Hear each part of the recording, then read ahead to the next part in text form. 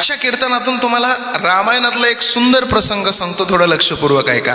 काय झालं बघा, ज्यावेळेस 14 वर्षाचा वनवास संपून प्रभू रामचंद्र अयोध्या नगरीमध्ये आले होते, त्यावेळेस प्रभू रामचंद्रानं कौशल्या मातेचं दर्शन घेतलं नव्हतं. मग प्रभू रामचंद्रानं कैकेयी मातेचं दर्शन सगळ्यात अगोदर घेतलं.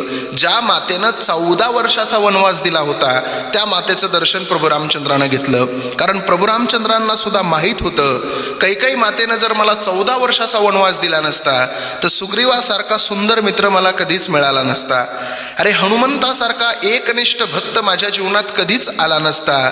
आणि जर कैकेयी मातेनं मला 14 वर्षाचा वनवास दिला नसता तर रावणासारखा विरोधक आणि रावणासारखा शत्रू मला कधीच मिळाला नसता. त्या रावणाला मारल्यामुळं संपूर्ण विश्वानं माझा जय जयकार कधीच केला नसता. तसं महाराज आपल्या सुद्धा जीवनामध्ये वाईट वेळ ही आपल्यासाठी कैकेयी माता आहे.